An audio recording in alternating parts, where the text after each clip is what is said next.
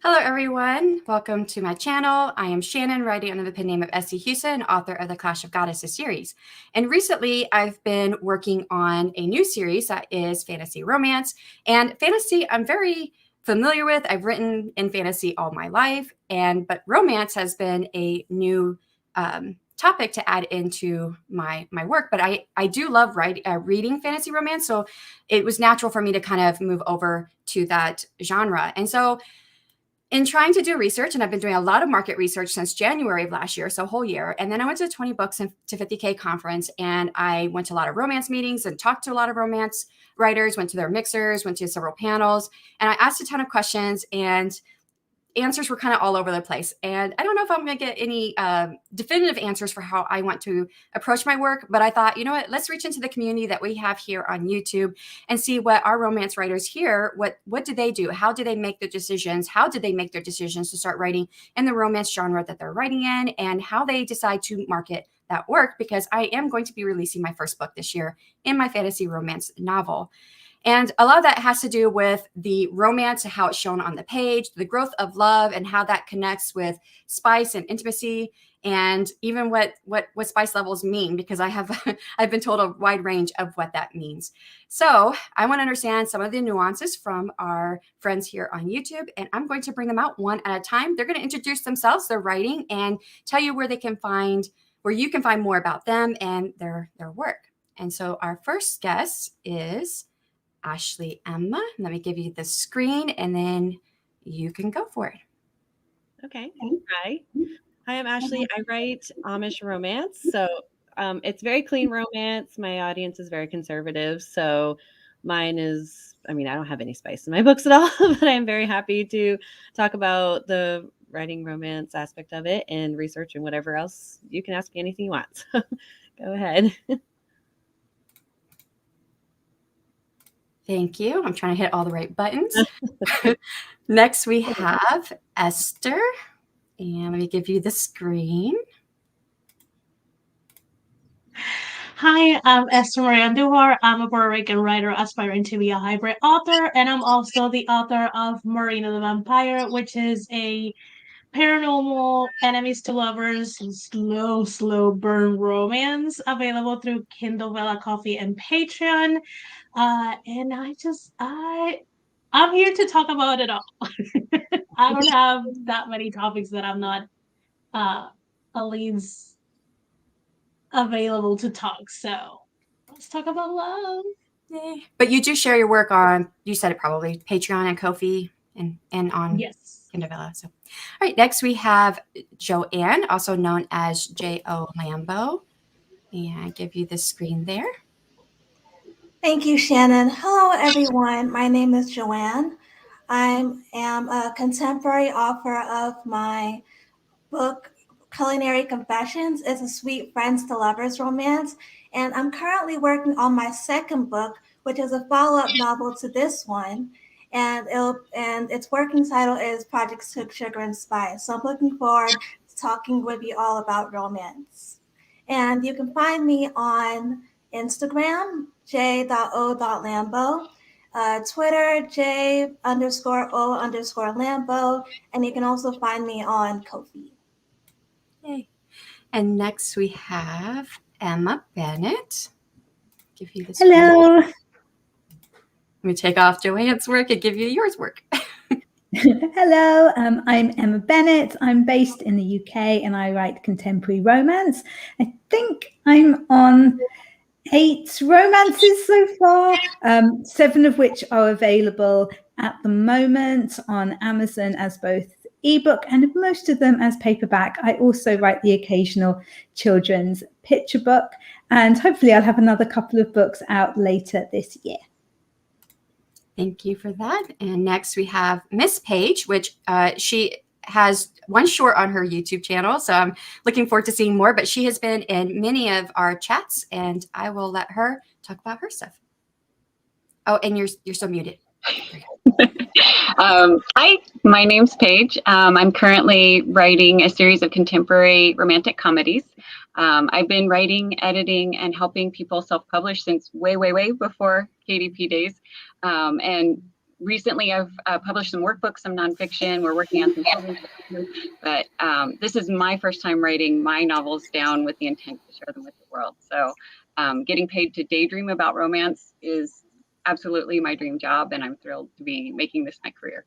As Shanon mentioned, I'm very, very brand spanking new to social media. I've avoided it my whole career, but my new tag sign at Miss Page is works on YouTube, works on Facebook, and that's where I'll be doing all the announcements for titles and cover reveals and all the fun stuff. Sorry, I took you out too early there. And last we have Deidre-Ann, and I'm gonna give her the screen. And we just actually talked about one of her books yesterday, so I'm excited to have her here. Hi everyone, I'm Deidre-Ann Anderson.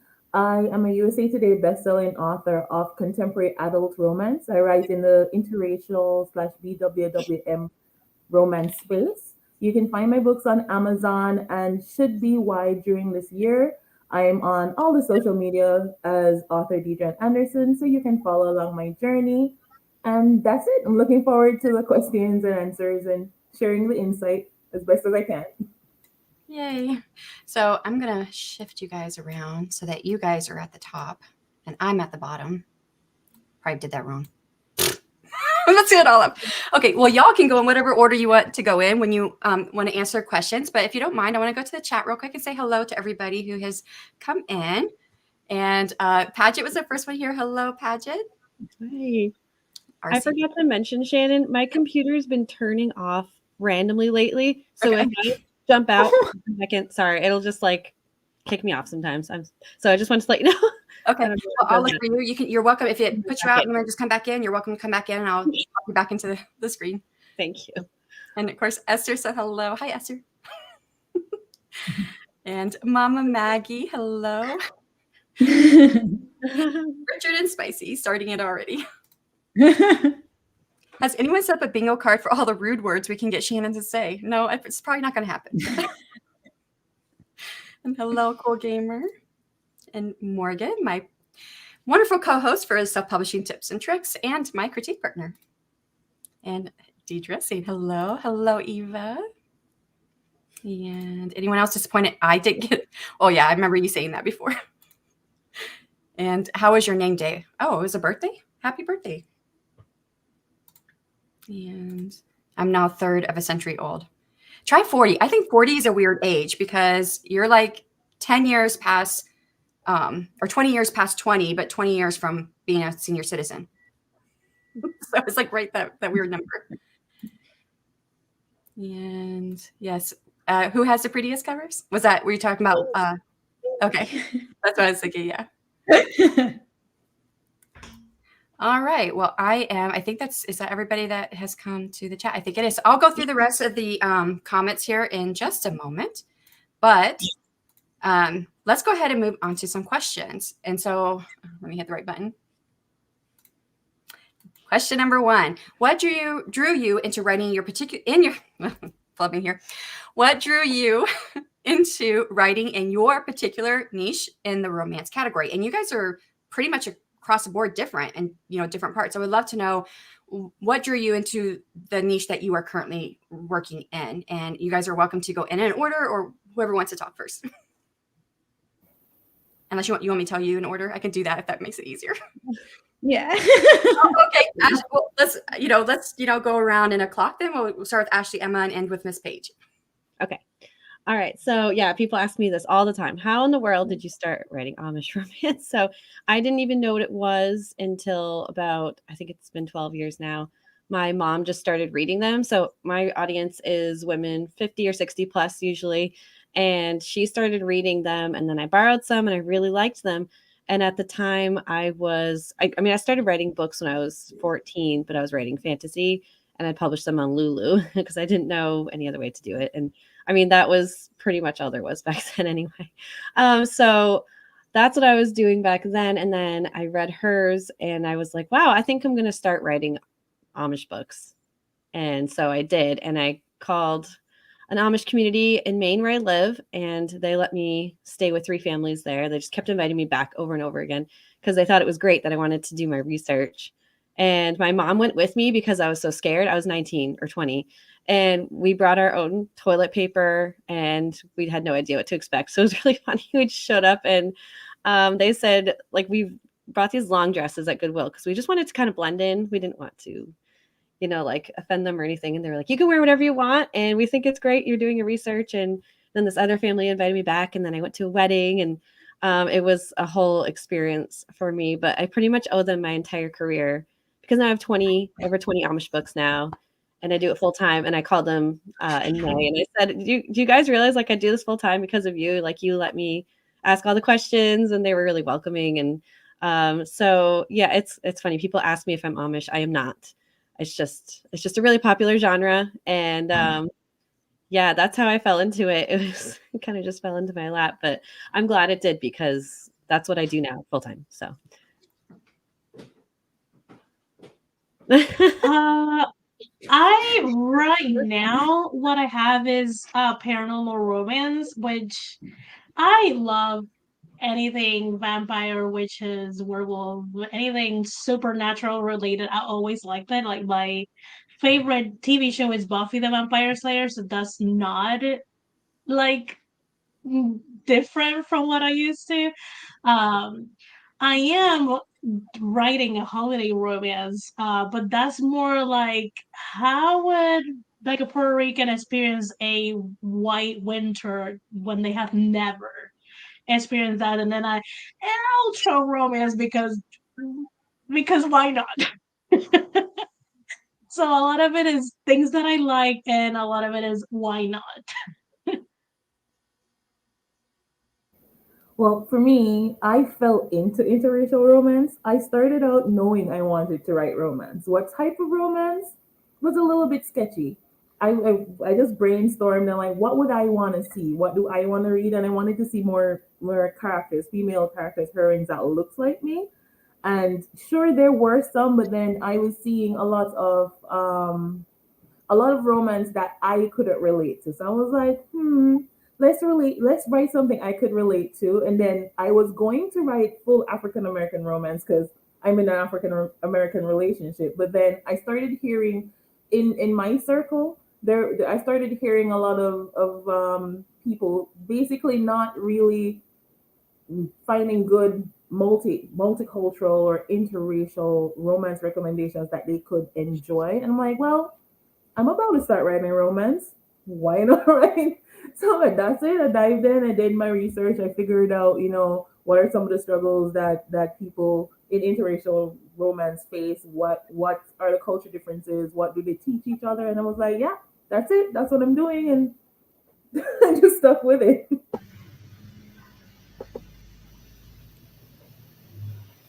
Yeah, for me, I liked writing romance novels and baking sweets for my community. So from there, I discovered how to combine the two loves was to write bakery books that combined romance with sweet decadent pastries and also some recipes in between. I loved your cover, by the way. Thank you. Fun fact, I actually started writing on Wattpad during my early teens. So that's how I got to writing Culinary Confessions. So the first draft is on there, and then the fully published book is on Amazon for Kindle, Kindle Unlimited, and paperback. I did Wattpad too back in the day. Oh, cool. It's very cool. So I've been reading romance since I was 8. I got hooked when Ned Nickerson kissed Nancy Drew, and it just escalated from there.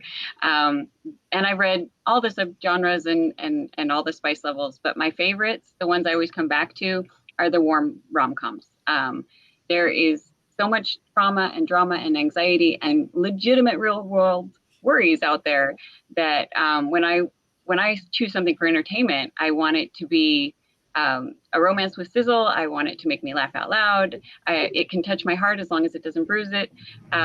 So that's what I want to bring to the world. More joy, more kissing, guaranteed happy endings.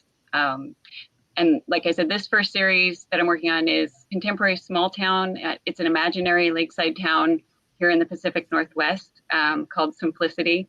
And I do have several historical romance series, but they're waiting their turn.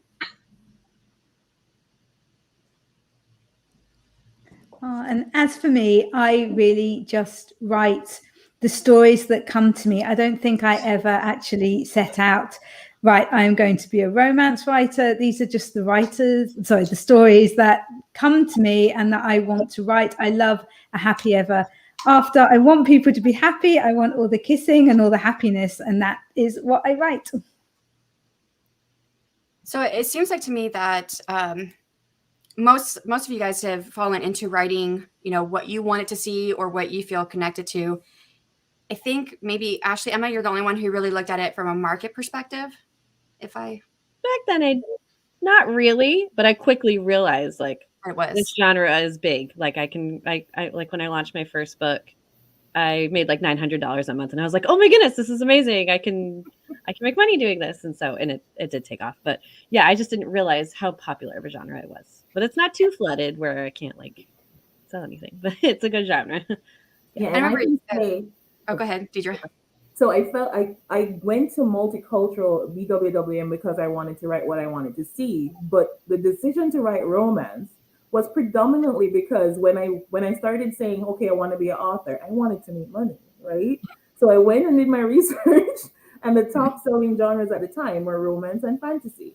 I'm like, well, I like fantasy, I read it sometimes, but I'm more drawn to romance. So I'm like, okay, well, romance it is. And then I set out to see what I wanted to write within the romance space. So romance sells. Yeah. Yes. Well, and fantasy romance has grown by 300% in the last 2 years. So I was like, well, I already like to write fantasy, and I love reading romance. I read all kinds of romance, and I was like, I could do this. I'm finding it's a little bit harder than just.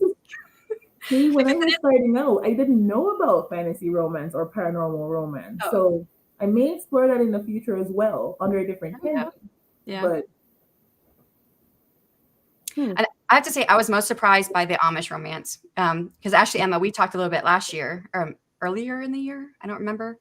I had it was for the Self-Publishing Tips and Tricks podcast. It was right before you were about to have your baby, or I think somewhere around then. Okay. And I remember watching a lot of your interviews, and we talked a little bit about you possibly coming on the show, but it didn't end up panning out for the time period. And so, but I was like, really? There's a such thing as Amish romance? Mm-hmm. It's huge, yeah. And I guess you could say I did also start writing what I wanted to see because a lot of Amish romances are very similar. It's like a sweet romance, and mine are. I have like a crime series, and there's human trafficking in it, and domestic violence, and I tried to raise awareness through them. And then the other series is fairy tales with Amish characters. So that's very different. There's not really much else like that out there, but I was trying to bring in what I love, which is fantasy, into it. So I kind of have both. It was Tiffany. She came in. We're just saying hi. But all right. So second question, just if anybody's interested in what else is in your particular niche, can you throw out a couple? Wait. Oh, yeah, I do have down there. Okay. What are a couple of your favorite writers who publish in your particular niche? Are we going in order again? Yeah, who we start with? Yeah, okay. Okay. Everyone always says for Amish romance, it's Beverly Lewis. She's been doing it the longest. And Wanda Brunsetter. I personally don't read a lot of Amish romance, which is funny. Oh. I mean, I used to. And then it's I just read what I love, which is usually like fantasy or time travel or anything set in the Middle Ages or like fairy tales retold. So it's kind of funny. I know they say, read what you write. And I'm like, I don't know. Sometimes I read them, but not really. I used to, and I don't anymore. But those are the ones who are the most well-known in my genre. Yeah, I've run into the same situation. I don't read a lot of paranormal romances. I watch a lot of paranormal romances, series and movies.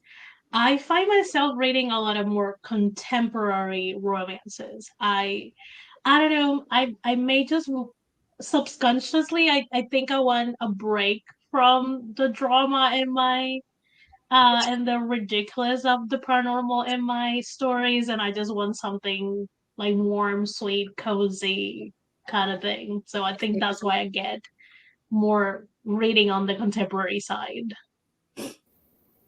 Okay, so for me, I do read in my genre. I don't read, my favorite genre isn't romance though. So mostly I read thrillers, but what I do read in my genre now, and I read what I feel. Like sometimes I'm just drawn to that book.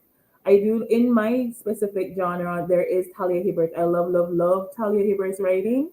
I do also read contemporary. So I read Tessa Bailey, Kennedy Ryan, if you're looking for some good either interracial or African American type romances. Those are my three top. But I don't normally, like when I'm writing, if I'm in the process of writing, you won't find me reading in my genre because I tend to copy what I'm reading.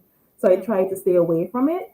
But outside, like when I'm not currently writing, maybe if I'm thinking or a story, if I'm taking a break, because I don't plot, I'm a pantser.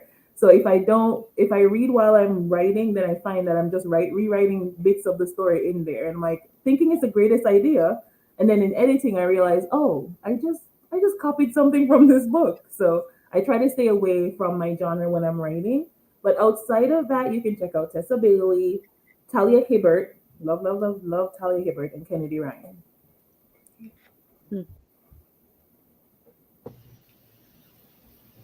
Yeah, my top three romances that I like is The Wedding Planner by Erin Thompson. That's also a food romance.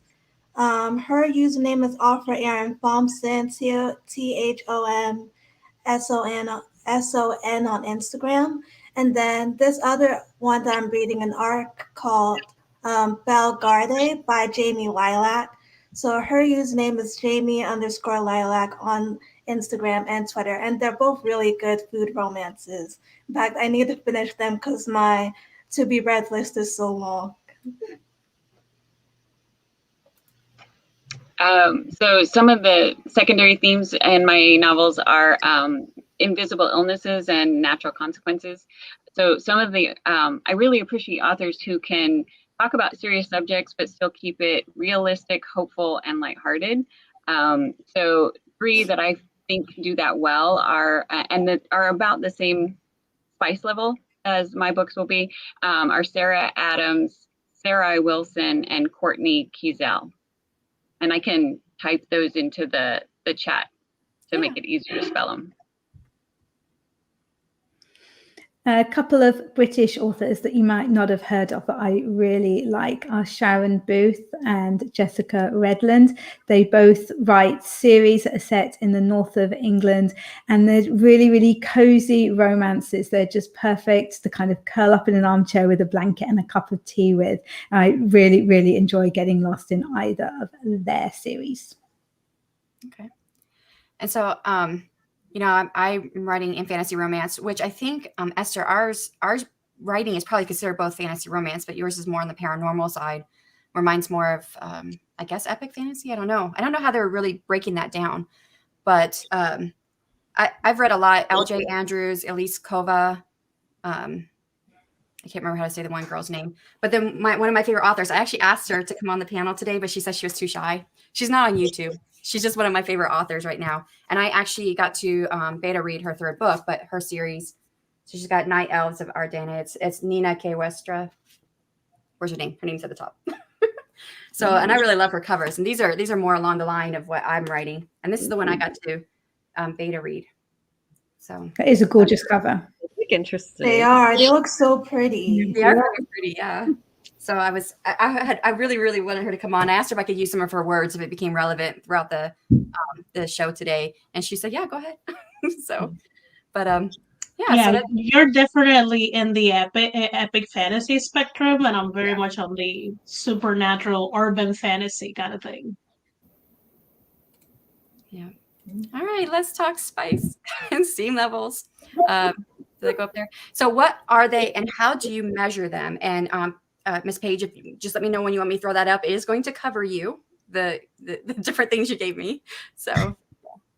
Oh, I wasn't sure if you wanted to share them or not. I did, as I was doing research for answering that question, because I agree with Shanon. it's confusing. But yeah, you can share them at any point, or you don't have to. So we can start with our Amish romance writer. I have 0 spice in mine, so my answer will be boring. But I mean, they usually kiss near the end. That's about it. So I can't. That's it. I don't know what else to. Well, I mean, is that considered like a certain label that goes with that? Oh, yeah, clean romance. They always say clean romance. Yeah. Oh, are you saying like what? Yeah, what level we were? Yeah, I would say it's just clean romance or sweet romance, probably. Yeah. And we were having this discussion behind the scenes before we came on that sweet may not be on the spiciness level. Like, okay, so let me pull up one of these things that Miss Page gave us. Yeah. Was it this one here? Yes, as you know, our heat levels, and clean is romance without any eroticism. And so clean is in that one. And mine's clean then. I thought they were the same. Sorry. I thought clean and sweet were the same. Oh yeah, I'm completely confused by that. Me too. I always thought they were the same. Yeah, mine I guess would be considered clean. It's just probably. I think actually, if you ask you, because you said that you write clean/sweet, right? So I think you have the same definition I initially thought sweet was. But then as I've been in the community and integrating in the romance community over the years, I've heard like people, I write real spicy romance, right? But I see people that write more spicy than me, and they say they write sweet, yet spicy. So it's like, because I always thought sweet meant clean, but yeah, me too. Spicy writers saying that they write sweet romance too. So I'm a little bit confused as to what sweet is. Me too. I'm glad we are doing this. I'm a little bit confused there. I think someone in one of the Facebook groups that I'm in, because I'm in a bunch of writers' Facebook groups, and someone there said that they think of sweet as in it's the moment, like it makes you like a hallmark. So it gives you the hallmark feels, whether it's spicy or clean. That's what they think sweet is. I'm like, maybe that's what they mean. I have no clue. So if one of you knows what sweet is, you can tell me. Yeah, when I describe like my scenes from my YA fantasy, and they're like, "Oh, you write clean and sweet," I'm like, "Well, maybe it's clean, but I don't think it's sweet." That's in my head. I'm thinking it's not sweet, so that I don't know. And there's the name that Miss Page was. Is that 2 different names? Yeah, or 3? I think I missed the commas. I'll try that again. I think people could probably find it if they do research. Yeah. All right. So, what about our other panel members? How do you rate rate the steam levels, and how do you measure them? I guess I would say that I write sweet romance. There's definitely, they do get it on, but it's behind closed doors, and that's basically because I know that my mum and my mother-in-law read my books, and that's the main reason why I do that, because that's kind of what I'm comfortable with them reading. But I think I think a lot of the popular books that have been doing the rounds of book talk and things at the moment have been a bit spicier. Things like The Hating Game. It's quite a high level of spice, and I think I've been reading too many of those, because my mum called me last week and she'd been reading Falling in Love at Nightingale Farm, and she was like, "I can't believe my little girl wrote that." I said, "What do you mean? Like, that kiss that they had in the shed?" I was like, "Mum, it was just a kiss." Like, but yeah, so I think I might need to begin toning it down again. Well, as you see from my covers, my books range, right? I don't really put myself in a category, because I write sort of like what Esther was saying earlier. I write what the story wants. I try to sometimes I write real unrealistic premises, right? So I try to make it as realistic as possible. So in my brain, I started out trying to write clean romance, and as the story progressed in my first book, I realized in the real world they'll probably be sleeping together at this point, along with the storyline that I was writing. So because the person I was writing, she was from, well, that'll give away the plot, but she was from a background that would have been sleeping with him at this point, right? Because that's just how her psyche was. So I'm like, well, it wouldn't make sense to keep it clean. So I was like, you know what? We're gonna write this spicy scene. And then I realized because it started there, the way the story flowed, I'm a pantser, then it just made sense for them to because their relationship was progressing and it didn't make sense to keep putting it off. Sure, the thought did cross my mind that I could have closed the door and just had it fade to black, but it didn't feel right. So I just wrote it, and that's how I ended up. My books range. I would classify my book based on TikTok because that's the ratings I've been using based on TikTok. I would classify my books from steamy to spicy and borderline smooth. Is what I would say. Is what TikTok, the TikTok labels Okay. is what they labeled it. So steamy, spicy slash smut. I wouldn't say I write erotic romance because it's not. I've seen spicier books than mine categorized as erotic romance. So it's just like steamy slash spicy, where you still get a story. There is still you still can follow the romance, but if you were to take the sex scenes out of it, the story wouldn't make sense. So I don't just put them in there because I want it to be steamy. If I don't feel like they should be having spicy times, it's just not gonna happen. That's just what I look at it as. And I think our audience is bringing this up that they thought that clean meant this or meant that. And then, Eva even just brought up, how the word clean recently has been, there are authors on the other side who think that clean is judgmental. So yeah, I understand. And then I totally understand the argument on that. But when you go and you're starting to try to market yourself, everything I find is that you want to say clean if you're writing clean romance. You want to say that in order to market your books from everything that I've seen. That's a whole nother topic there, but I didn't know. I am going to ask you guys about how you market it, how you market your books based on your steam levels here in a moment. But and to add to what you're saying there, Shannon, on some of the book publishing platforms like Amazon, I think Barnes and Noble now too, they have a clean. They're categorized as clean and wholesome. There's an actual book genre on the platform that's labeled clean and wholesome. So it's hard to run away. I've heard the stigma against the word clean as well, and I understand it, but it's just what's been widely used for so long now, for Until like it the gets past changed. 2 years or so. So yeah, but I think that clean is what Tiffany is saying. It just means no sex on the page. Clean basically refers to that the sex is not there on the page, from what I understood too, right? You guys understand it the same way? yep. Yeah, I think of clean as not even imply, like there's not like a scene that fades to black. It's just not there at all. Yeah, me too. That to me, for what I have, like the couple of books that I have read that were categorized as clean, there's not even an implication that sex happened. So then that clean in that case would not mean the same thing as fade to black, because some of the people who write, more steamy scenes and stuff like that, they say, well, no, you don't say clean, you say fade to black. But the fade to black can have steaminess to it, which then that wouldn't fall under clean, which means that clean would be its own That's what I category. would. That's what I would think. Like a sweet romance can like have the fade to black because they still in sweet. I still do not expect a sex on page. Mm-hmm. So I started out trying to write clean. So I was doing a lot of research on clean, and I was following the writing gals. They have a podcast. So how they categorize it is that there are different levels of clean and wholesome, different levels. They have, I think, 3 stages they have where, and it's because clean is not just about the sex scenes, the spicy scenes. Sorry, YouTube, please. I don't know how YouTube reacts to that word, but it's about a lot more to what I understood. It's not just about the spicy scenes. It's about the language that you're using. It's about the scenarios that the characters are ending up in. So, for example, in a clean romance, you wouldn't be describing too much of their parts. So, like for example, in my book, when I'm describing my character, I'm going in details as to how rugged they are, how buff they are, or their parts, right? The bulge or whatever. You wouldn't have that in a clean romance because it's the language that you use would be different. There wouldn't be a lot of swearing.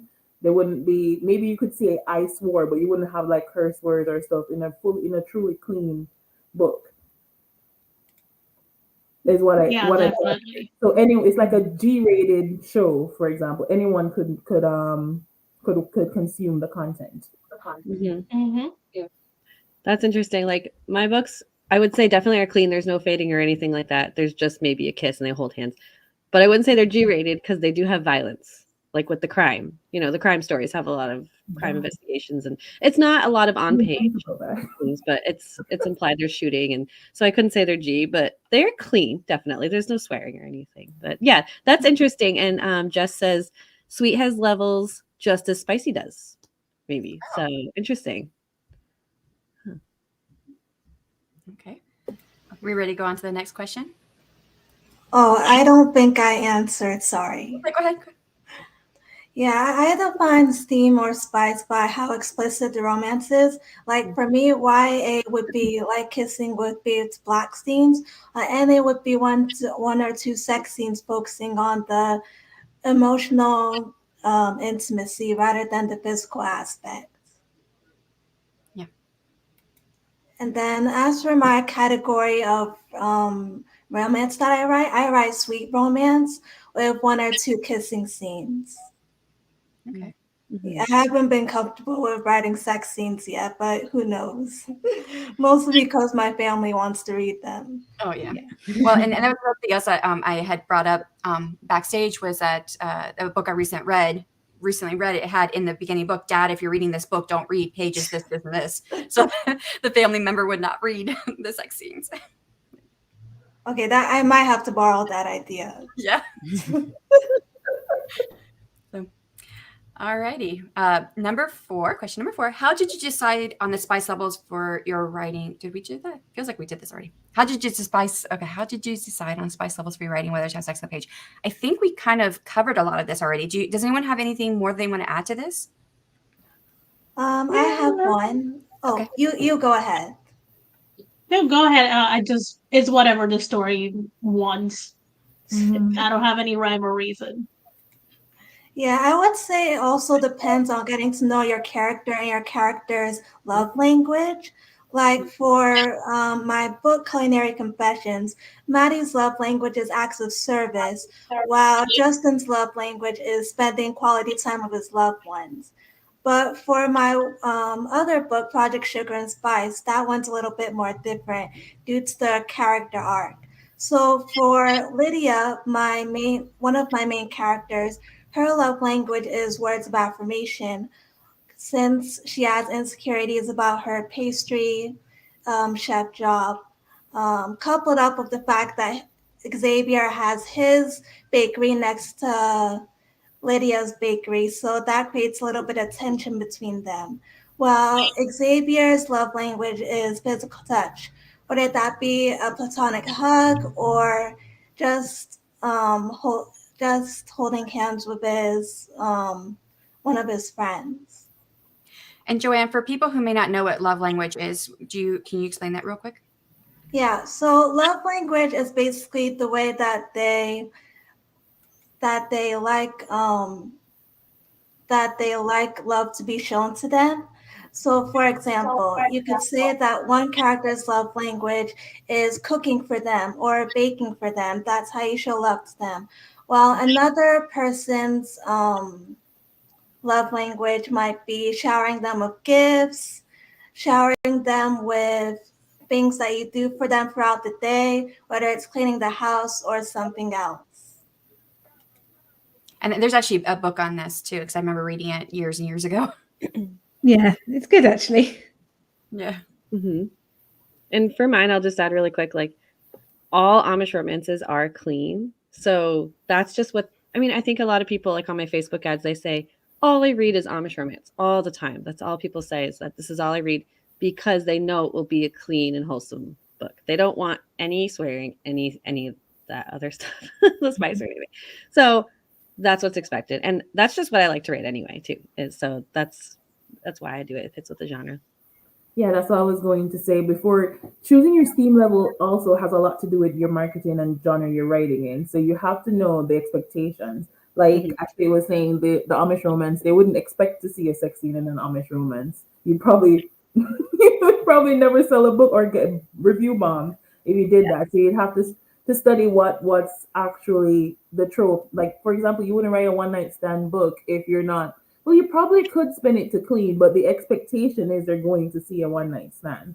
So probably a bad example, but you understand what I'm saying. So you have to know the expectations of the tropes you're writing, the genre you're writing, and your specific niche. Mm-hmm. I wanted to say Rachel's comment, oh, Amish romance is clean. I do have to say there are a few that are very scandalous. They're called bonnet rippers. And that's what they're called. And my readers hate them. They absolutely hate them. That's like a whole other genre, like separate from the real Amish books. I don't know. So there is like, I know like Linda Castillo, she doesn't have any sex in her books, but she has swearing. And they're like, whenever my readers mention her, they're like, oh, I didn't like her book because it had swearing. So it's like, I just can't, I have to stay within the certain expectations. Yeah, oh, and correct it. Oh, Yeah. sorry. No, go. I say that there was a question in the chat. I'm gonna, if you don't mind, I'll start. We'll bring it up later during the audience question portion. Mhm. Which one? So how did you find out, this is kind of leading on off of this question, and it's leading into the marketing, which is the next question. How would you find out what the expectations are for your niche? Because I am looking more like at mine, where I'm seeing that a lot of fantasy romance, the expectation in most cases tends to be sex on the page. And so how would you, do you guys have any tips on how would you do any more research into digging down into your genre other than reading more, maybe? So quickly, I read and I check reviews. Yeah. Okay. Especially reviews that are not like 4 or 5. I check the 2 and 3 to see what was the problem. If they're just bashing the author, I'm like, whatever. But if they're actually saying what problems they had with the book, and if I see similar problems with a lot of different books, I'm like, okay, so there's an expectation for the readers in this genre that are not being met. And then I'm like, okay, what are those? And I start kind of like trying to list them. That's what I use. It's kind of like, it takes a lot of time.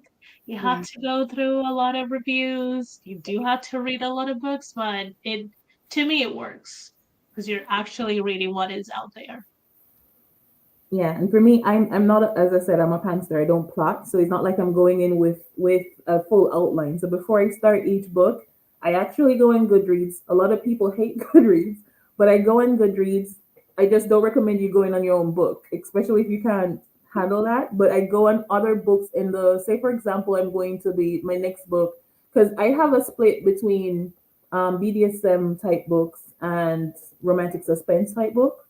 So say when I was starting the BDSM books, I'd never ever even explored the idea of writing BDSM before. I had no idea what it was or even read any of the books.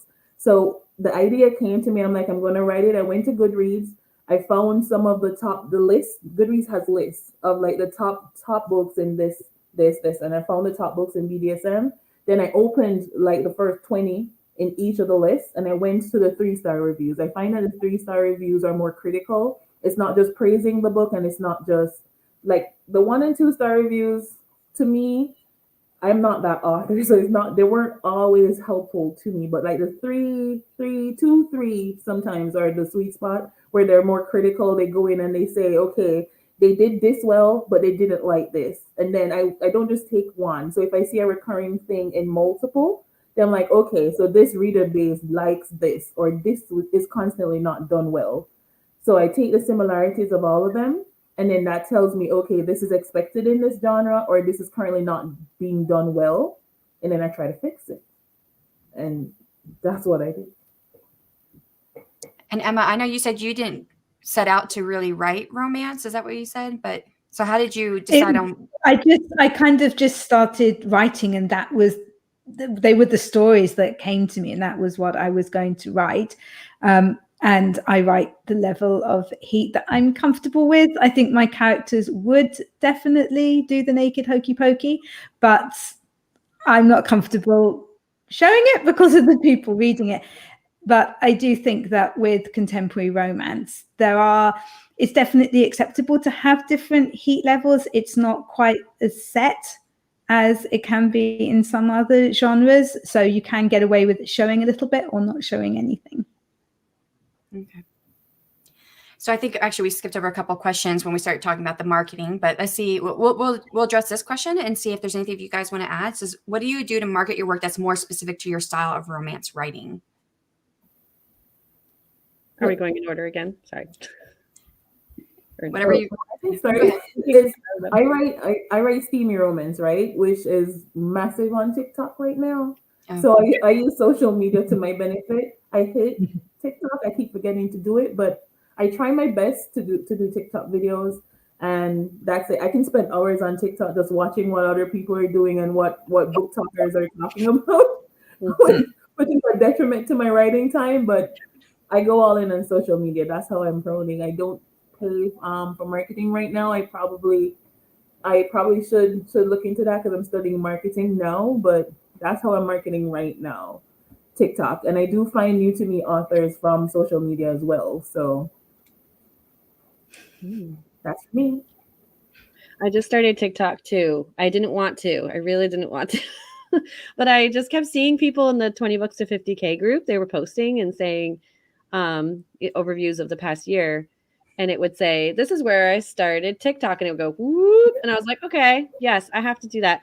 So I didn't think it was going to work for me because my audience is 60 plus and there's like, it's more younger readers on there. But my coach was saying, just try it and maybe you can reach younger readers this way, because I think younger readers just don't think of reading Amish romance. But I'm younger, so maybe they would read mine. I don't know. And they're like fairy tales and fun things like that. So I've been posting every day for a month and I've gotten 1,200 followers. So I was pretty excited about that. Wow. So I don't know. I don't know anything about it. I don't know what I'm doing. I did a batch day one day and I made about 20 videos in an hour. And that way I had no excuse. I was like, I got to post every day. I don't know. I don't know if it's helping because I use Facebook ads, so I can't tell yet. I do a lot of Facebook ads. But in my ads, I always say clean romance, clean Amish romance. So that's and think about gifts too, right? You may find young people that are looking gifts to buy for the relatives. You never know. Oh yeah, maybe. Yeah. That's a good point. Sure. I rely on social media right now, especially because Kindle Vella, as cool as it is, has not a lot of return unless you have like a huge readership. So I rely a lot on like Reels, sometimes if I remember TikTok, and just generally creating kind of like videos with audios that do make sense for the genre. Like I try to emulate what it's having eyeballs in the genre, but besides that, I probably will get a lot heavier with my marketing once the Vela turns into a book. There was the earlier comment by Mama Maggie about the sweet and spicy. I think someone else mentioned it too. And I recently was running into that as I was doing keyword research. There was one that was tagged sweet and spicy and another one was sweet and steamy. My brain said sweet is no sex on the page, but spicy, I was like, I had no idea. If I was buying that for entertainment, I would not have purchased either one of those, because reading the blurb, I still could not tell what they were trying to sell me. But I was buying it for research. The one that was sweet and spicy was closed door, fade to black, and the one that was sweet and steamy was sex on the page in the second chapter. So it was like, I really think that when we're very, very clear is when we're going to help our audience find us. I love the ones that say, if this was a movie, it'd be PG-13 because it references alcohol, has mild cursing, sexual innuendo, and then they just list out what's in the book. And then I can decide whether or not that's what I want to read. So that's my plan. Yeah. That's what I realized when I started doing it too, where at the end of my blurb, I have like a little author note right underneath that this book contains, and it lists explicitly what, if I'm doing a specific kink or a specific spice level, I let you know, okay, do not read unless you're 18 and over. This contains whatever, because I don't want you to buy it thinking you're getting one thing, and especially with the discrete covers now coming in. I haven't started doing discrete covers yet, but I can understand how that can be misleading. The spicy generally before spicy would say there will be steamy scenes on page, but right now sweet ends up being spicy, spicy ends up being closed door, so it's all confusing. So I just try to put an author note at the end of my blurb and hope that sort of lets readers know what they're getting. That's good. Because I would rather that the readers who think that I'm too tame, they don't waste their time. And the readers who think I'm too spicy, they don't waste their time. And the readers who actually are looking for what I'm writing will give good reviews. That's the goal, is to help them find the books that are going to bring them joy. So. Well, I'm a hybrid author, but most of my books are now with a publisher, so they do most of my marketing for me. But one thing that I definitely do is that my persona as Emma Bennet, the author, is quite different to myself in a lot of ways, because there's not proper swearing in any of my books. For example, I wouldn't ever swear on social media, and I wouldn't swear on any of my YouTube videos, but I might by mistake in a live. But and I don't talk about kind of politics or anything like that. It's all kept kind of very light and fun to kind of match with my books.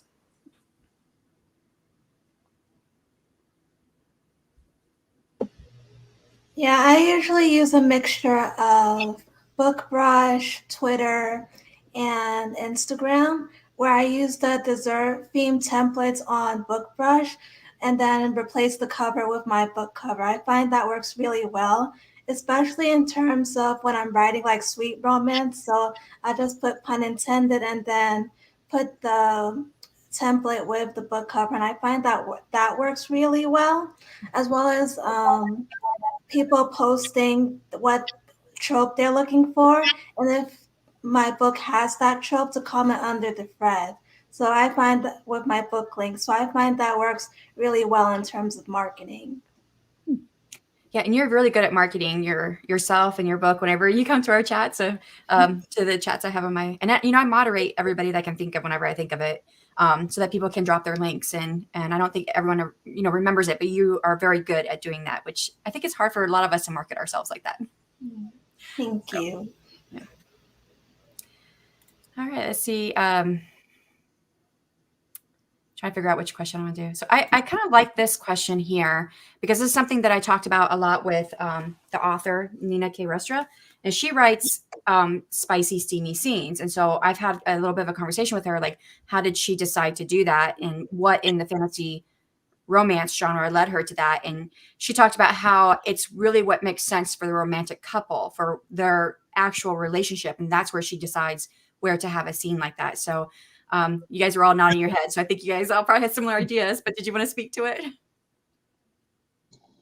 Yeah, romance is all about those layers of intimacy, and that's physical intimacy, emotional intimacy. There's vulnerability, the honesty, all of those things, and you have to kind of weave them together. But all of those layers, that's where my books live, is in that happy place of layers. But then also, when you get to talking about honesty, things about like mental, physical, or emotional health, those adult topics, like somebody else was mentioning, that can raise your spice level or your rating level just because of the mature topic that they're discussing, not necessarily because it's sex on the page. Yeah, and for me, that actually put the steam on the page. It all depends on. I agree completely with the author you spoke to. It depends on the couple and the situation. Like, the thing with writing steam on a page or off the page can cause tension, right? And depending on what you're writing, because obviously if you slept with someone that you weren't supposed to, say your boss, for example, and you have to see that person every day, right? Knowing, for me, putting it on the page, like knowing certain things that they do, for example, say they have a little weird thing that they do all the time, and hearing that referenced over and over in the book, that just they understand it and you too understand it because you saw it happen, right? So that helps. It's just little things that I think for me, it helps seeing it on the page. And I don't necessarily, not in all different books are different. Like the BDSM ones, I went into more details as to body parts and etc. My other books, I went into more emotion. It depends on the couple. It depends on the persons, how they were. Like I wrote a couple that it made more sense to focus on her emotions and what she was feeling and thinking about during the process versus the other book, which was BDSM. It's a king. It was focused on more what was physically happening, what they were using, the tools they were using, and making sure that that was being displayed correctly, so that someone else that may be reading my book, though I don't recommend anyone read my book and try what they see, but someone else that may do that, right? I made sure to explain in detail. Okay, this is what this is, and I found a way to weave it into the story so it made sense and that I was doing it justice. So it all depends on the story. Some stories may just need an emotional connection. They're doing the act, but it's more on emotions. While another story, depending on the theme level, may be more okay. You want to know the body parts. You want to know what's happening. That's what I do for me. And I'm curious about. Oh, sorry. Did you want to say something, Miss Paige? There was a comment about in the chat about religion, and you had mentioned like what about fantasy led her to putting sex on the page. And I do think that the background, the environment of your setting has a lot to do with whether or not. I mean, obviously, in an Amish community, it's going to be much less likely that that's just happening behind the barn. But in your fantasy world, what is happening? What is the background of these people? What is their relationship with sex in as they were raised and as they're interacting with each other too? And that's what I was going to say. I was curious about how Ashley Emma, with her stories, I mean, you said sometimes there's kiss, sometimes there's hand holding. What makes that difference for you? Which point that your characters get to? Yeah, I mean, I think I would say every book there is a kiss now that I think about it. And then like a lot of it is just based on their emotions, and usually there's trust issues. And a lot of the times their romance is forbidden because one is Amish and one is not. And some of my stories, there's a bodyguard and the Amish woman, and they can't fall in love. And it's against the rules on both sides. And there's usually like a forbidden romance, and in most of them, either that or like my newest one, it wasn't any. They were both not Amish. The two main characters were not Amish, so there wasn't any rules against it. It's just she had a lot of trust issues because she was a survivor of human trafficking, and he rescued her. So he was one of the police officers who rescued her. So but when she finally trusted him, then they kissed. So it's kind of like there's usually an emotional barrier first. But yeah, I mean, I think at least, yeah, actually all of them, there's at least one kiss, I would say. It's normally towards 2/3 or near the end, about there. And I just want to add too, for anyone that's thinking of writing spice on the page, note that you still need the same emotional buildup as if it was a clean story. And you can't just throw the spice on the page thinking, okay, it's time now for them to do it. It doesn't work that way. So you still need the emotional buildup as it would in real life, that you're getting closer to this person, you're trusting this person more and more, or you're so attracted to them, depending on your story, right? That pinnacle is there. It has to be believable, because if you just throw it, there is a beat sheet that we follow, but if you just follow that beat sheet and just say, okay, this is where they're supposed to do it, so I'm writing them, it won't make sense. It won't come across as if it's actually supposed to happen. So, and what I've heard is that if it's just sex for the sake of sex, is more erotica than it is a romance novel. Yeah. Yep. Okay, did anybody else want to add anything else, anything more to that question? No? Okay. I generally just what makes sense for the character arc, because the intimacy should further along the romance and the growth of the character. If it's just for them to express themselves sexually, that is what erotica is. For you to express your sexuality and discover it. But that's why I don't set myself into like clean or sweet or steamy or smutty or whatever, because it's my characters will tell me what's the actual level of intimacy they need for their character growth and their relationship growth. All right. Well, our next question, I think we kind of talked about this with blurbs. We talked about the keyword research and what you put into your description.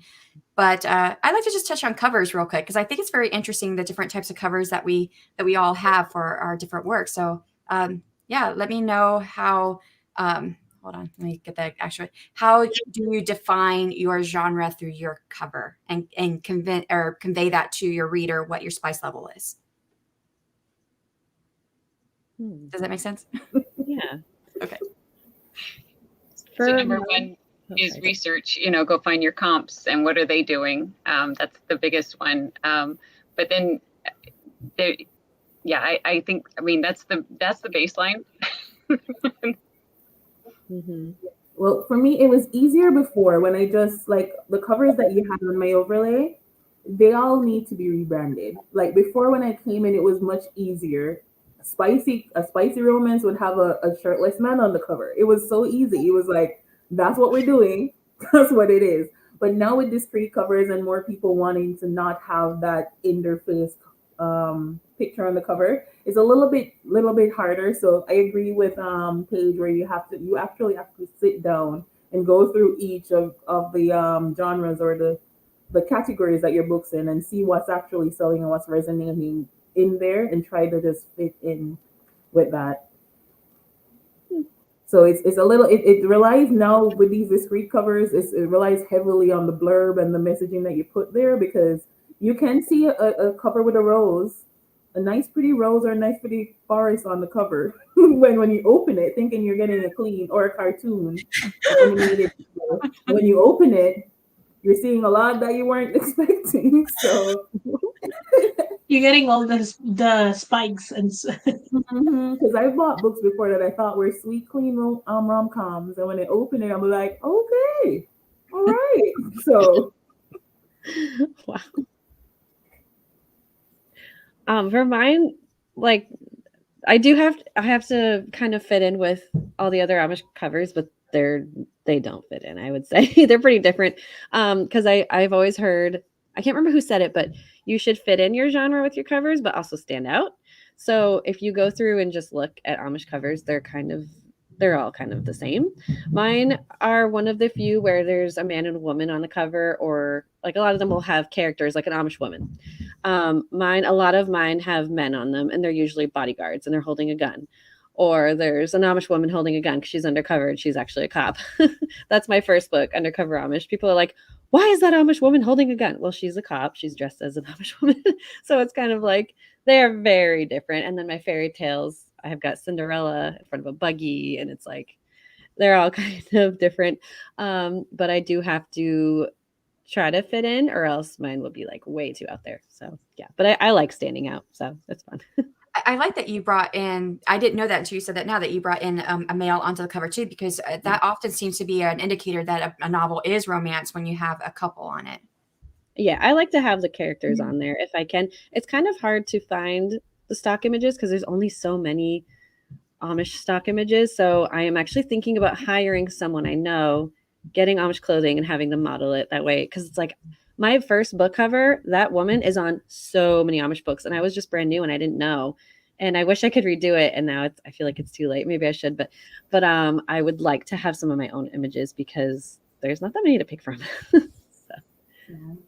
See, that's why I do my own covers, right? And I keep spending time studying like photo manipulation because I write interracial romance, and unfortunately, stock images just don't give you what you need when you need to find like people of color or people in a specific religion or people. It's a hit or miss when you want to find the character that you envisioned, sort of.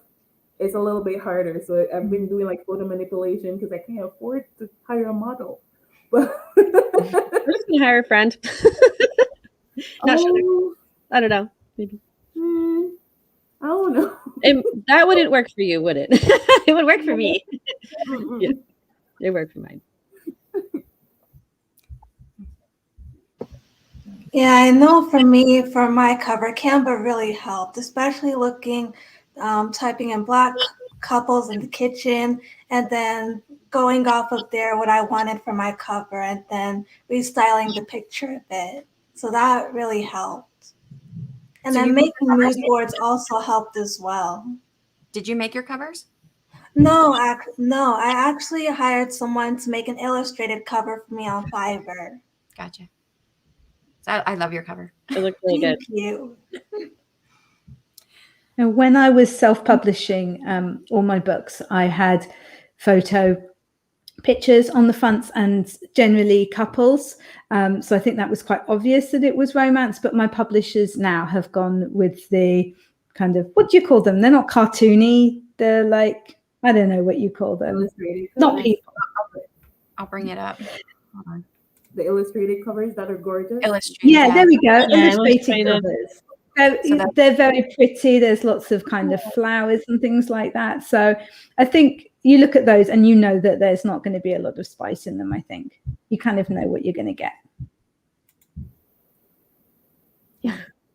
Yeah, and this is like something I've heard about. How do you fit in, but also stand out enough as well? So I really like covers with flower, fruit, cartoon characters, cool genre expectation for discrete covers and easy to customize.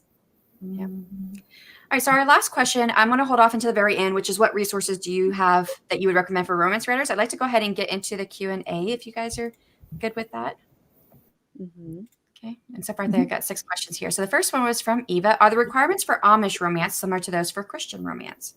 Yes, all my books are Christian.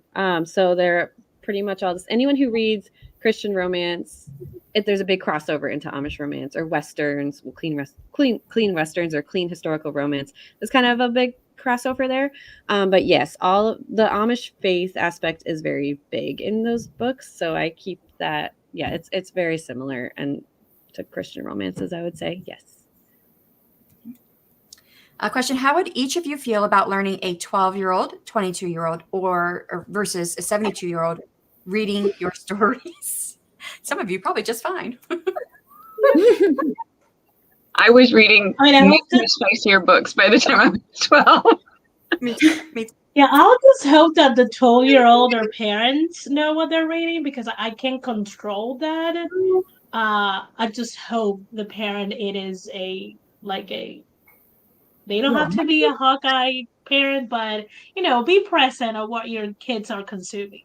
I can't My control books are that. spicy. So I would hope there are no 12-year-olds reading my books. But I mean, when I was 12, I was reading a lot of books I shouldn't be reading because I got them from friends at school. So I wouldn't be surprised if they were. I'd be saddened that I'm corrupting a 12-year-old's mind with, well, it depends. It depends on the situation. If it's a learning experience with your parents present and that's what your parents feel comfortable with you reading at that age, sure. But kids, my books are for people 18 and over, mature audiences only. Please. It's clearly written on the blur.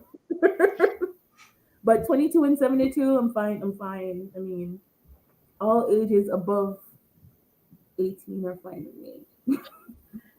Sorry, my Yeah, dad's I think I'd probably want the parent to check it out first for a 12-year-old and check they were okay with mine. 22, yeah.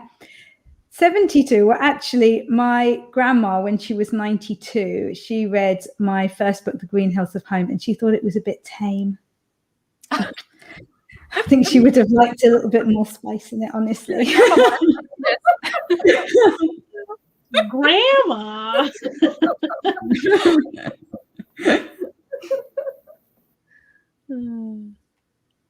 I think it would be fine if any of those, I mean, most of my readers are 60s and 70s anyway.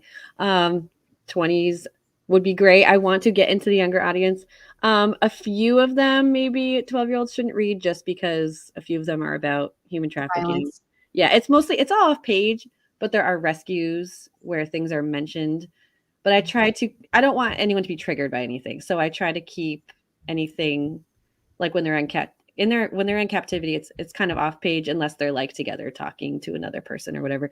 But anything, triggering is off page. I think it might be fine. I guess it depends on the kid. I know younger teenagers have read my books and they liked it. One girl said she was reading it with her mom. So I was like, okay, that's good. Yeah. And they liked it. So I don't know. I think it would be mostly fine. Yeah. And I was saying, sorry, my dad got here and he was like beeping outside going, hey, hi, and like beep. So sorry if you hear a car horn beeping. It was my dad bringing my daughter her birthday gift. So. Mhm.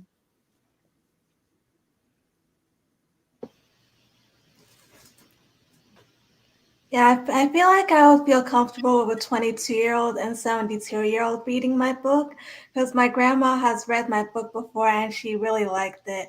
A 12-year-old, I'm not sure of because of the minor cursing in it.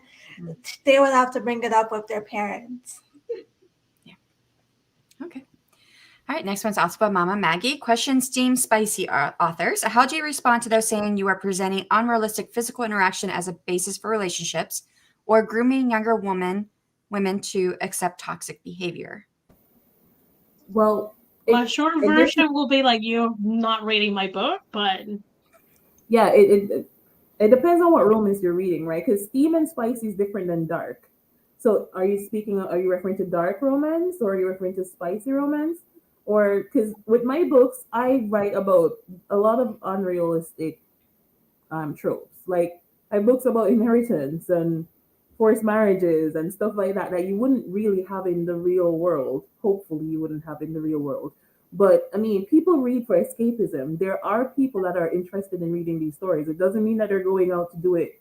Like I read about vampires. It doesn't mean that I'm hoping to go outside and a vampire, I mean, interact with a vampire. But I mean, they're meant to be unrealistic in a sense where they're you want to be you want it to be relatable but not really 100% realistic because it's fantasy, it's escapism. You want the escapism, but in regards to the physical interaction and stuff like that, and that's why I was saying it's vitally important, even if you're writing steamy or spicy, to ensure that that emotional connection is there. You want the actual build up, you want to actually see and believe you're learning to trust the person falling for you want to actually feel like they're falling for the person before any of that spicy stuff comes in.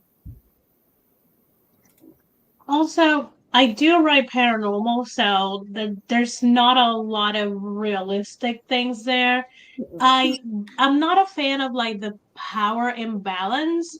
It's hard to deal when you have a centuries old vampire and just a normal human, like a 20-year-old, 30-year-old. There's the age even of itself is going to be a power imbalance, and I try to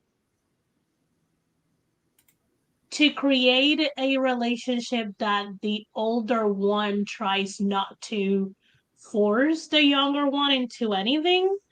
But it's hard with paranormal because it's not real, and it's hard when there's like a really big gap, like hundreds of years of gap, and there are different species on top of that. um Now for my more contemporary things, I try to have them to not have like a big age gap because I don't like age gaps.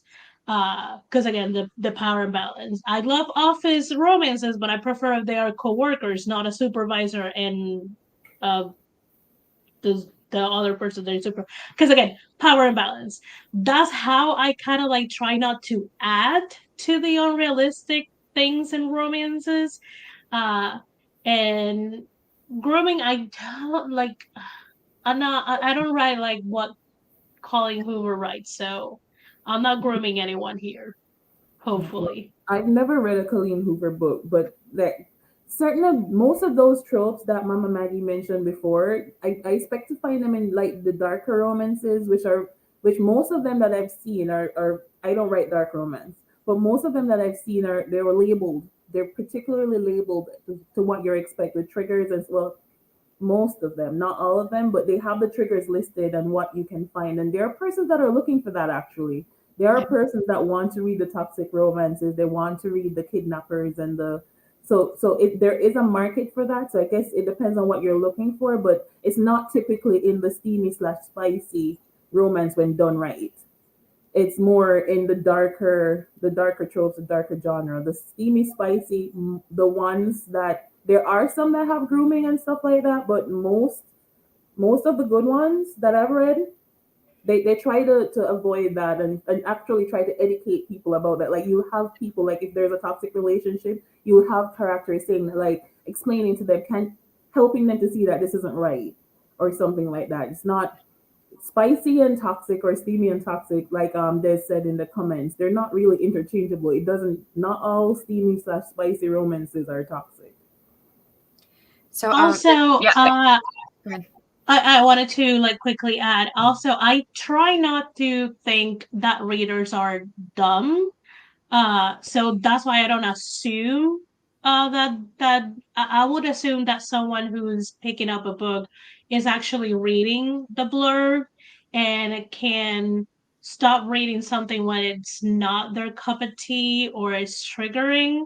But I do understand that we are currently in the era of like people loving the anti-hero villain protagonist, which it lends to a lot of like triggering and very dark romances and kind of like plot lines.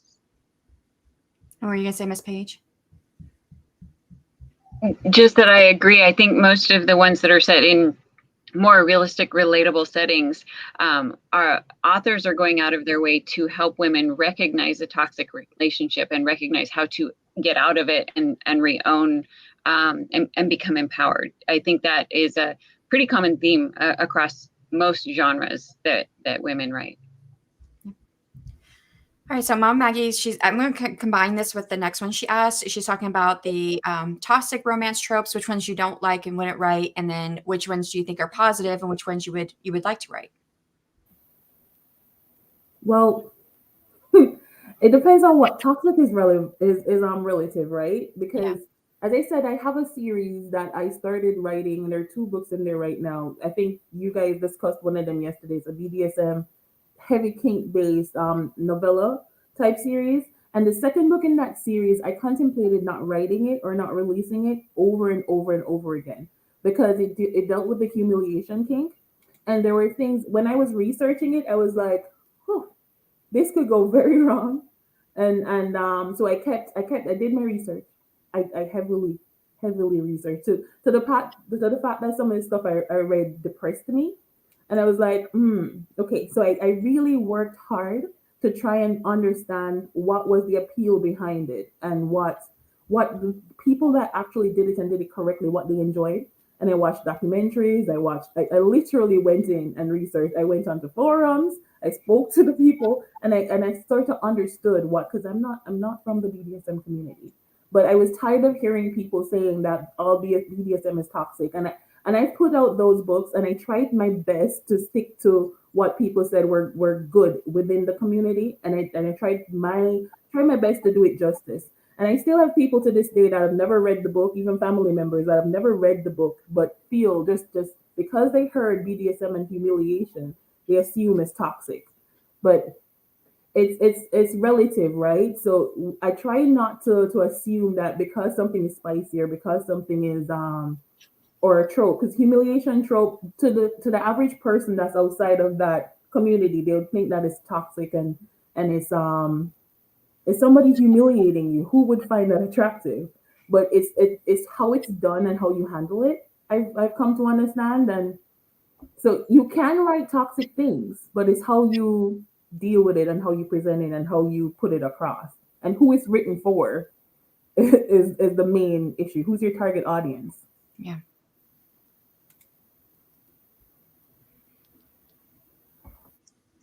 See, it's hard for me to think of toxic tropes because I just don't write what I don't like to read, and I don't pay too much attention to what could be toxic or not. Because, for example, I will find like a huge age gap on a contemporary romance could be potentially toxic is if there's not enough consent and trust and agency for the younger character. That for me it could turn into something that it will be a toxic trope. Or for other people who are used to see romances and seeing them acceptable with big age gap, they might be just like, that's just normal, that there's nothing wrong with that. So it's kind of like hard for me to pinpoint a toxic romance trope. So I write what I like to write, and what I find icky in real life, I stay away from it. What about positive romance tropes? Which ones do you guys like to write?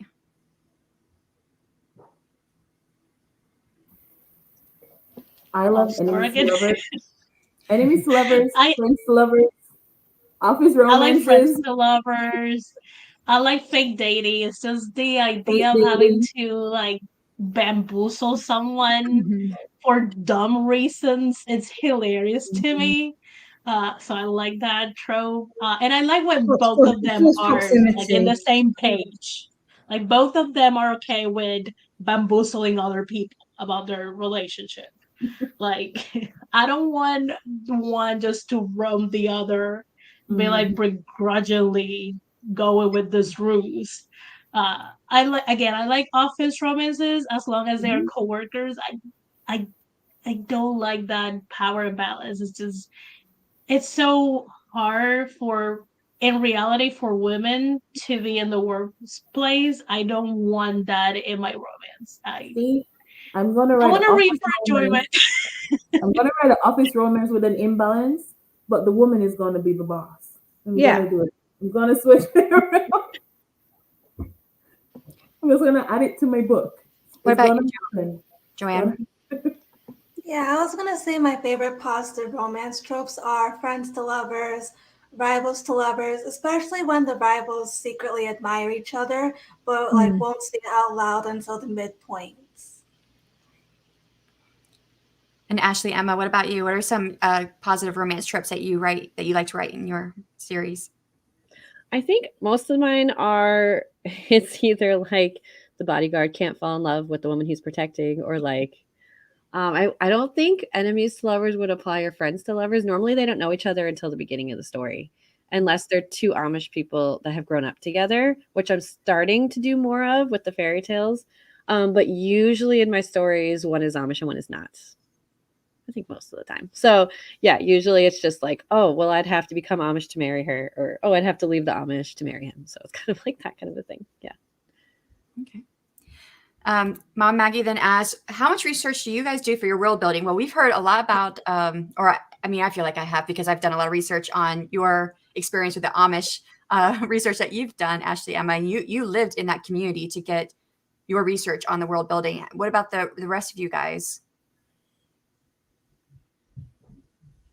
I've had a lovely time recently learning all about ballet, because the manuscript that I started for NaNoWriMo last year, I decided to have a ballerina who's completely obsessed with her career as my heroine. And I just had a wonderful time. I got to read all these ballet books and watch all the dance movies, you know, the ones that I used to love when I was like 15 and I used to watch with my sister. It was absolutely brilliant. Best research ever. Ballet is extremely hard. People that sounds really cool. Yeah, I know I used to do ballet in middle school, and it was a lot of fun. And Joanne, you said you like to cook, so that probably was easy for you to put into your world. Yeah, because me and my mom, we used to have a bakery before the pandemic, but we had to close it when the pandemic started. So we're hoping to open it back up again. But writing Project Sugar and Spice has been really fun, especially writing the dessert scenes and the kitchen scenes where Xavier and Lydia bond over mutual desserts and how they make them. That's been a lot of fun. Although I've had to do some research for what I envision the kitchens look like, how their bakeries differ from one another in style. Okay. And then Deidre, you said that you read about the BDSM community to make sure that you represented it. Yeah. Okay. So I in a lot of forums, I speak to people online. So I'm in a lot of forums. I'm in a lot of the groups. Well, I don't intend to write BDSM, but I'm not switching niches. But I wanted an escape, so I went and I studied it. Yep, I went and I studied it. I ensured that I understood what all the roles were, what the expectations were, what was expected. I even went into I also went into other books on the that are in the genre, and I deep dived and figured out what they did wrong, so that when I went to the forums, I could ask, hey. So I know that a lot of you guys hate this book or didn't like how this was done. Why is that? And how would they have done it correct better, or what could have corrected that? So it's a lot of ensuring that you know what you're doing before you dive in. Yeah. And then you also want to run things by them. So when you finish the scene, say, okay, this is what I did. Is this okay? Stuff like that. And Esther, you lived with vampires, right? I am secretly one now. I mean, I've consumed a lot of vampire series. I have read a lot of Anne Rice books, which are kind of like the epitome of vampires, as were most vampires lore kind of like currently pulls off. For my holiday romance, I actually basing it on living on a small town in the mountains, and my experience working on a resort, and just a lot of like one timers as a Puerto Rican in a cold weather. All right, and Miss Paige, what have you done for your world building? Because I'm creating a fictional town from scratch, I had to do a lot of research on other localities that were similar, not just like their architecture, but also like what services are available if they're this far away from, you know, the nearest big town, and the weather. And my husband and I debated whether or not I could get the lake deep enough for a boat to go through, but shallow enough to freeze for ice skating. I spend a lot of time in research. All right, well, we're going to come to our last question. If you guys want to just real quick, we can go around in the clockwise order again. If you want, let us know what romance. Hold on, let me bring up the actual question so I know I'm saying it right. What are the best resources for writing romance that you have used in your career? And we'll start with Ashley Emma. Oh my goodness, I don't know. I just make it up. I don't know. Do you mean like softwares or books, or do you have any specific? Well, I think like me and Esther are going to hold up the same book here. Oh my goodness, yeah. I don't read. I've got it behind me. I mean, I don't know. I think I just read a lot, and that helps me, even if I don't read the same genre. I like to read Melanie Dickinson's retold Christian fairy tales, but audiobook version. I like to listen to them. But yeah, and and right now I'm reading Escape the Woods by my client who wrote it when she was 16. It's amazing. And it's like a fantasy middle-age book, and she has 2 of them. So I like to read that kind of a thing, which is so funny because it's not Amish related at all. But yeah, I just think reading in general helps, and that's pretty much all I do. I don't know. Awesome. All right, Esther. Yeah, besides reading it, if you tend to outline your stories, for me, Romancing the Beat by Gwen Hayes works better than any other plotting methods like Save the Cat or The Snowflake or like There's a Good Alien. It's just a lot of it is just consuming it, and having those, knowing what are those moments that kind of like give you like that tingling feeling, paying attention when you're reading and you start to grin or you kind of like squeal or things like that. And kind of like, if you don't annotate books, because I don't annotate fiction books, I don't mind when they're not fiction, just kind of like have like a mental tab of when that happens, and that way you can learn how to write romance. It's just one of those genres that the more you read and the more you experience it, the better you will get. Yeah, for me, I think this is just going to be a big echo because for me, reading Romancing the Beat changed my whole perspective on writing, on TV shows. It's like I can't watch anything now without seeing the beats play out in front of me.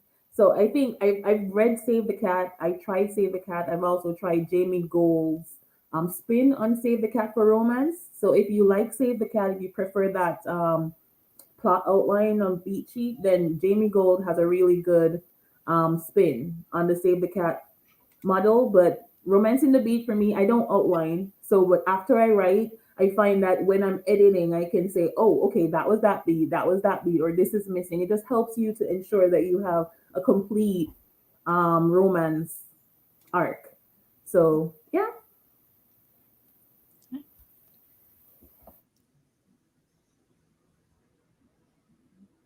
Emma? Sorry, I was trying or to Joanne? find the microphone. Okay. So these are the books that I use. So this one is from the writers helping writers.net. So I use some of their thesauruses. So this is the urban setting thesaurus. Can you see it? Yeah. Then this one is the emotion thesaurus, which I use love a that lot. one. Yeah. Then this one is the negative trait thesaurus. And I also use the positive trait thesaurus as well. And then this is one of the other ones I've used. This one is the emotional wound thesaurus, which I find really helpful when characterizing my character's wounds, how they move on from it, how their character arc grows. And then the website that's I use as well that has all of those features is onestopforwriters.com. Okay.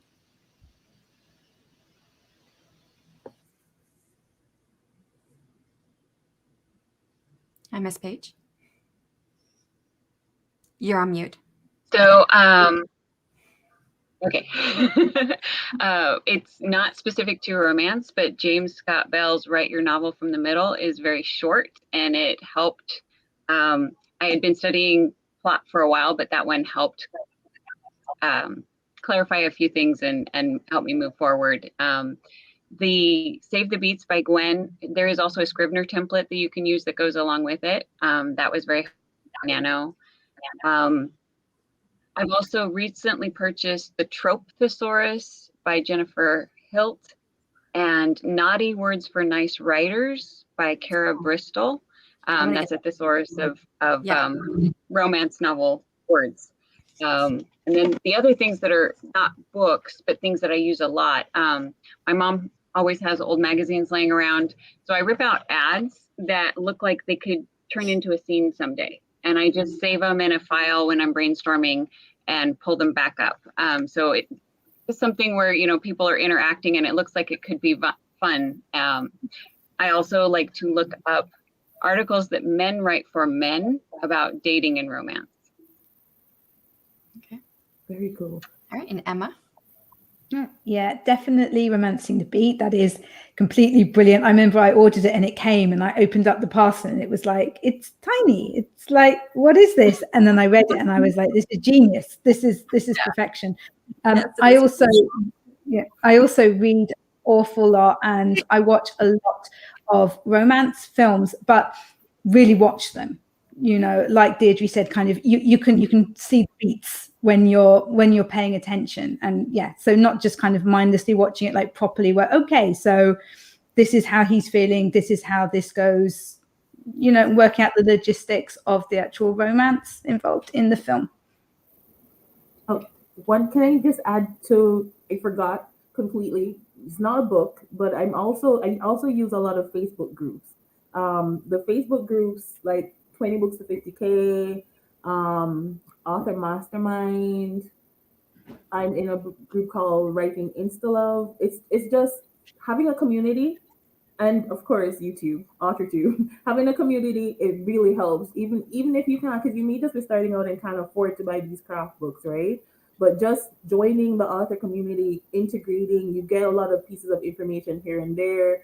You see panels like this one. You can ask questions in the Facebook groups. You can ask questions on YouTube, And yeah, so join.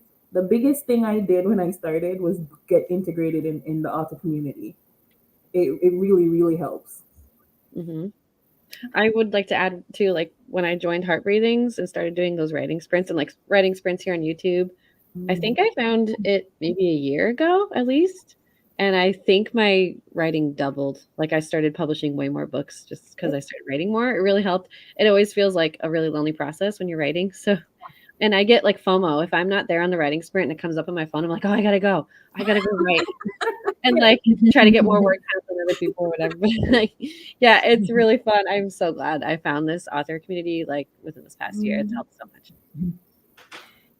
All right, so for me, I also, of course, use Romancing the Beat. I found out, I think I've known, but I kind of just embraced I'm not a planner. But this is still a good resource to fall back, like, did I hit that beat, or did I miss that one? So it's definitely still a good resource to go back. And I recently gotten this one. I haven't read it yet. It's Crafting Category Romance, the Art of Fiction Haiku. So I think it's interesting. I heard about it on a podcast. So I'm looking forward to reading that.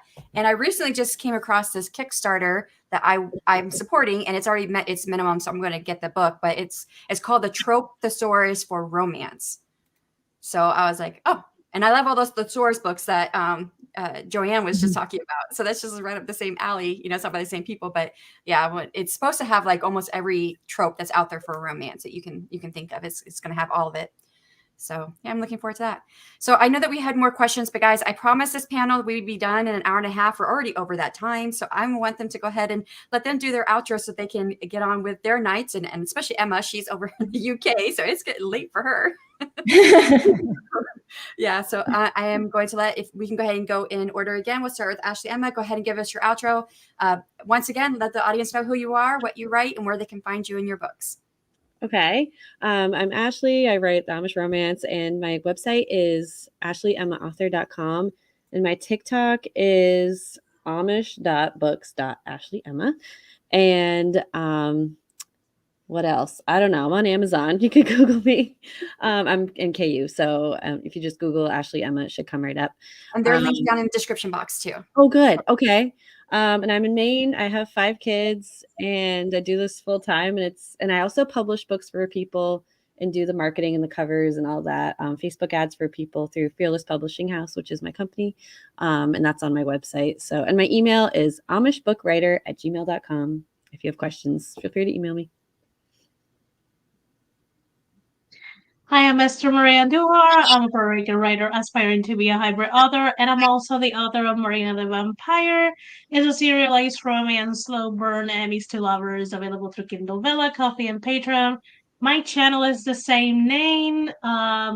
If you go to the description box, that link tree will have pretty much all of my links, important links.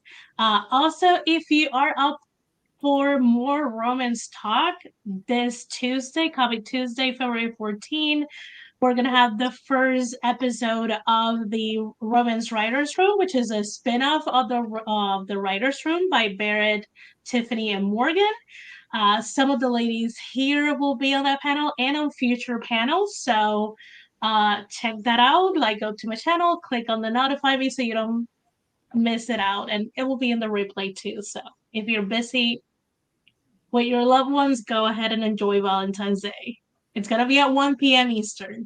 I say it's middle of the day, so hopefully, unless they're at work, Yeah. Hi guys, I'm Deidre-Ann Anderson. You can find me on my website, deidreandanderson.com, or everywhere else on the internet as author Deidre-Ann Anderson. I write adult contemporary interracial romance, and I'm trying to expand my YouTube. So if you haven't subscribed to my YouTube yet, go ahead and subscribe. I'm trying to integrate like testing out software that are good for writers. I did ChatGPT yesterday, testing it out and giving you my honest opinion. But I'm trying to expand, so you'll find a lot of different things coming from me. So stay tuned. Hi everyone, my name is Joanne. I go by j.o.lambo on Twitter. On Instagram, j_o_lambo on Twitter. And then you can also find me on Ko-fi as well. So all of those platforms, I post writing updates for Project Sugar and Spice, my bakery Bible Celebrus work in progress. And then I'm also trying to raise money to get character commissions for the book. So if you want to donate, go ahead and click on my link tree that has all my socials and my Ko-fi. And thank you, Shanon, for hosting this panel. It was so much fun. Thank you for coming on. Absolutely fun. So I'm Paige, and I write currently contemporary romance in the PG to PG-13 range. You can find me on Ms. Kayleen Page on Facebook, and I will be posting all of the, I'm possibly even like town maps and family trees and all of that kind of fun stuff as the world building completes and the first books start launching. So there's 12 books in this initial series. The first 5 occur concurrently, and the next 4 are actually dual timeline. So I needed a minute to get to those ones, but it's a lot of fun, and really appreciate you giving us the opportunity to come chat, Shannon. Yeah, thank you. This was fun. Well, you guys are all helping me out here. Go ahead, I'm I'm sorry. I'm in the wrong place now because I got kicked out of the chat for some reason and I'm all displaced. But anyway, I write contemporary romance and I'm based in the UK. So yeah, it is pretty late for me now. And funnily enough, none of my kids have gone to bed. So that's going to be dealt with as soon as I get off here. Come and join me over on my channel if you haven't already. I do writing sprints every Thursday and Friday at 3 p.m. GMT time, which is kind of morning for America, I think. And all my books are available on Amazon. If you just Google Emma Bennet, you should find me everywhere, hopefully. And thank you very much, Shannon. Yes, I'm sorry I ran over what you were saying earlier, but I did want to say, I put this panel together because I wanted to learn more about romance, because I've been doing some research over the last year, but there's nothing like talking to people who are actually doing this now. So this has been really great to get your guys' input and insights. And I think I do, although I wondered if I was going to walk away with this with still more confused as I was after the conference and the 20 bucks of 50K, I actually do feel a little more comfortable about where I need to head next to find out what else I need to do. I have a path ahead. So I'm really grateful that you guys came on and talked with me and our audience about romance, writing romance, and marketing in romance. So, and everyone's saying this was great. And yes, I also like the variety, because it does give me an idea of like, okay, where can I go? What can I think, or, what can influence? Even like how Ashley Emma is doing covers with men on there, where it's normally just women. I think, that's influenced by the overall romance genre itself. So yeah, I think there was a lot of great information here. So yes, thank you so much. All right, with that, guys, I'm Shannon. You're on my channel, SC Houston. Usually do a whole lot of sprints on the channel, and I've seen many of you guys in my sprinting, and have gone to a lot of your guys' sprints as well. So thank you guys for this awesome community and answering all the different questions that we had, the chat, the people in the chat, and myself. So thank you so much. I will see everybody later. Bye, guys. Thank you. Bye. Thanks, everyone. Thank you. Have a great night.